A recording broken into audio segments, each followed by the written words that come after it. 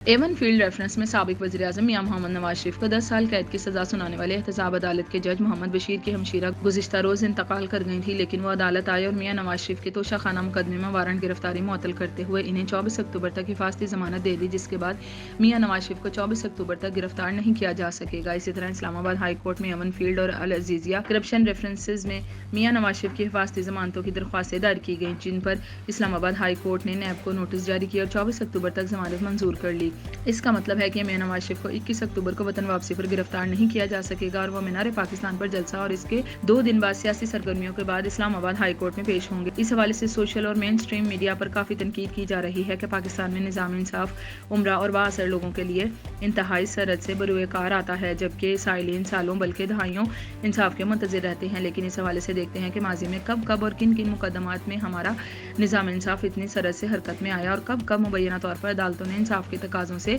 सरफ़े नज़र किया। नंबर 1, अप्रैल 2022 के आखिर में उस वक्त के वज़ीर-ए-आज़म मियां शहबाज शरीफ की क़यादत में इत्तेहादी जमातों के वफ़द ने उम्रा की अदायगी के लिए सऊदी अरब का दौरा किया। मक्का मुकरमा में उम्रा अदायगी के बाद जब वफ़द मदीना मुनव्वरा पहुंचा तो वहां पाकिस्तान तहरीक इंसाफ के कारकुनान ने हुकूमती वफ़द के अरकान के खिलाफ मस्जिद नबवी में नारेबाजी की। साबिक वज़ीर इत्तलात मरियम औरंगज़ेब को हिरासत किया गया, जिस पर फैसलाबाद में तौहीन मज़हब के इल्ज़ामात के तहत इमरान खान, फवाद चौधरी समेत 150 अफराद के खिलाफ FIR दर्ज कराई गई, जिस पर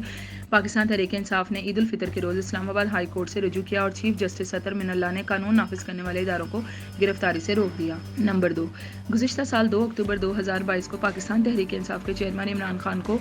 जज ज़ेबा चौधरी को धमकियां देने के मुकदमे में इतवार के रोज़ हिफाजती ज़मानत दी गई, जिस पर उस वक्त के वज़ीर दाखिला राना सनाउल्लाह ने बयान दिया था कि अदालतों को ये तासुर ख़त्म करना चाहिए कि कोई इनका लाडला है। इस वाक़े के बाद इस्लामाबाद हाई कोर्ट के चीफ जस्टिस अतर मिनल्ला ने मीडिया नुमाइंदगान को एक वजाहत दी कि इनका लाडला कोई नहीं और वो बिला तखसीस सब के लिए छुट्टी के रोज़ भी अदालत के दरवाजे खोल देते हैं। 2014 के धरने के दौरान PTV और पार्लियामेंट हाउस पर हमलों के मुकदमात में साबिक वज़ीर-ए-आज़म इमरान खान नामजद मुलजिम थे और बाद अज़ां 2016-17 में मुसलसल अदम पेशी पर इन्हें इश्तहारी करार दे दिया गया था। इन दिनों इमरान खान पनामा मुकदमे में सुप्रीम कोर्ट में पेश हुए थे, जल्सों से खिताब किया करते थे, लेकिन इंसदादे दहशतगर्दी अदालत के सामने पेश नहीं होते थे।